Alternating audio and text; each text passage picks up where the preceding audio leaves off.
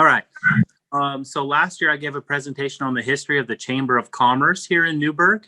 And while I was going through a tote of primary source documents, newspaper clippings, all kinds of cool stuff like that, I came across some, articles about this Berrian Society, and someone had mentioned it to me in passing as well. So I thought, well, what is that? So I wanted to look into it and give a presentation to the Historical Society. So I've gone through what I could find, and this is a history of the Berrian Society and Festival. Let's see if this progresses. There we go. So raspberry, blackberry, loganberry straw, roll 'em, stew 'em, and eat 'em raw. Rose fair, state fair, berry fair too. Hurrah for the Berrians, and they'll root for you, was a quote that I found. They were a kind of a cheerleading team, and I wanted to get to the root of what brought them about.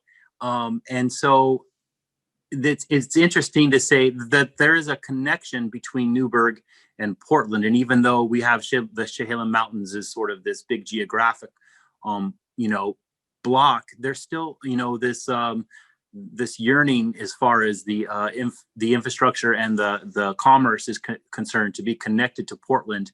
And Portland is sort of, especially we're talking at the turn of the century, to turn of the last century, it's the epicenter of culture for Oregon as well. So those looking, to Portland were watching what they were doing there. And so you had Miss Georgiana Burton Pittock, who was married to a prominent Portland publisher, Henry Pittock, those that lived in the Pittock Mansion. She founded the Rose Society in 1888, and it was an annual rose show which grew and grew and grew to include a pageant and a parade by 1906. So it grew so large that they sort of needed a team of people to present the Rose Festival, to help usher people into different parts of the Rose Festival. So they founded the Royal Rosarians in 1912, and they became the official greeters and hosts of the Rose Festival. They greeted not just for the Rose Festival, for dignitaries from around the world who came to Portland, all kinds of really important people from Washington, D.C. or far-flung places of the globe. They would meet the Royal Rosarians, and the Rosarians would give them a history of Portland and a tour, but also they were there to promote commerce and the economics of the Portland area. They sort of became the cheerleaders of business and economy. So at the same time, here in Newberg, not too far from Portland, we know that, but we recently on the Historical Society recently ran a couple of articles about the post-Spanish flu, and how that impacted Newberg. But also we were just, in the 1920s, just coming home from World War I. And so you sort of had all of these soldiers who left as boys and came back as worldly experienced men. And you sort of had the introduction of globalization. They had seen, the other parts of the world. And so there's some men that came back and they knew that there was a connection to industry, and the world was a much bigger place. And so, especially with the advent of the radio, you started to get, sorry, I'll let somebody else in here. You started to get more news and information and commercials. And so you sort of see this, not information once a week or every other week through newspapers, but every night you would get new information, and you'd listen to commercials. And so there's this growth of kind of like a globalization of economy. And Newberg was saying, well, we want to be a part of what's going on in Portland to a certain extent. And so how do we transition, from this rugged independence to sort of a connected economic society? So they looked at the Royal Rosarians and they wanted to emulate this. And they said, okay, well, what's our biggest industry? It's not roses. What are we known for? And so they looked high and they looked low, and they're, well, what about berries? We're connected to berries. And so they founded by the Newberg members of the Chamber of Commerce in 1921. not by the chamber itself, but by certain members of the commerce who were interested in promoting commerce and industry from Newberg to the rest of Oregon and to the rest of the world. So they established the Berrian Society. And since the organization took its name from berries, all of the officers were named after berry-type plants. And so the president was the chief blackcap, and the vice president was the sub-chief munger, and the secretary was the chief scribe Logan. The assistant scribe was an evergreen, and the treasurer was a gold dollar, keeper of the patch, and keeper of the berry patch. You got these really wacky names, but they meant business, and they wanted to support, some of the largest, commerce and industry that was coming out of Newberg at the time. Unfortunately, it was only around for 7 years, and then it took a hiatus in 1928.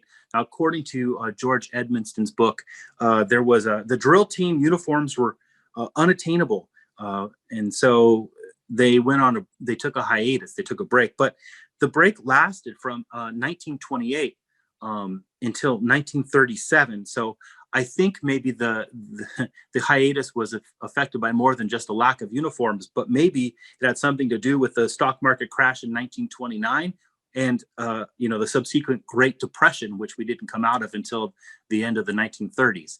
So here in 1937, and sort of fits with that timeline, and we get a return or reestablishment of the Berrian Society, and you get the Berrian Festival, which returns, and it sort of becomes a big to-do in 1941, though. So the Berrian Festival, as it were, only lasted for a few more years.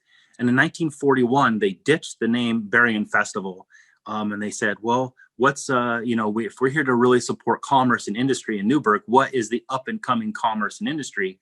And that was big-time farming. And so they said, well, let's support this Newberg Farm Product Show that the farmers put on annually. And so they switched it from a 4th of July timeframe to September to celebrate the harvest. Slowly but surely, they expanded to include a lot of what today's old-fashioned festival looks like, and the events that it provides. And then they renamed Farmeroo for a short while. So you might have heard Farmeroo, or you might have thumbed through some history books of Newberg, and that's where the name comes from. I was really fortunate. I reached out to Brian Love, who's kind of does everything in our community, a little bit of everything. And he happened to have these on hand. And so you have from 1962, a Berrian Festival guide. You've got a grand prize cup from the second ever Berrian Festival in 1922. And then you've got a booster button from the Farmeroo of 1949. So the Berrian Festival was inspired by previous festive events. So if there's anything that Oregonians like, it's kind of a festive event. I think it's probably human nature, to be honest with you. But most, if not all of these events here listed, let's see if I can move. I got something in the way here. There we go. The Newberg Fair, Independence Day, the Rose Show, a 4th of July celebration, and the annual GAR, or the Grand Army of the Republic. All of these were annual events that took place in Newberg, celebrations that we had stemming from the 1890s all the way until basically they decided to start the Berrian Festival. The GAR, interestingly enough, the Grand Army of the Republic, was a Veterans Day recognition of veterans of the Civil War. So we're talking, it's the 1890s. So there's definitely still veterans of the Civil War at that time. So that's when that was taking place. So upon their return to throwing festivals in Newberg, the Berrians also took on a larger role in the state of Oregon. And so in that piece that I read earlier, where'd I put that note? The raspberry, blackberry, loganberry straw, Rose Fair, State Fair, and Berry Fair too.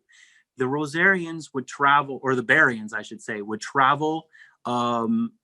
They would travel to the State Fair. They would travel to the Rose Festival. They would travel to parades in Lincoln City and in Roseburg.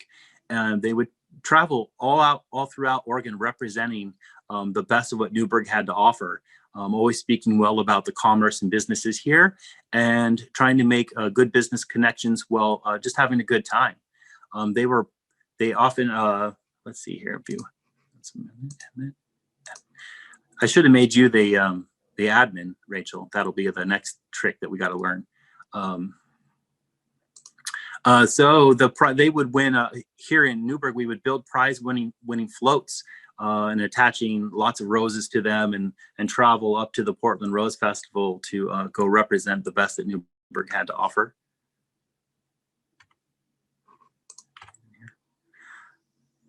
But all good things must come to an end. So for years and years, there was a good run. So once they brought the Berrians back in 1937, then the name of the event might have changed a few times.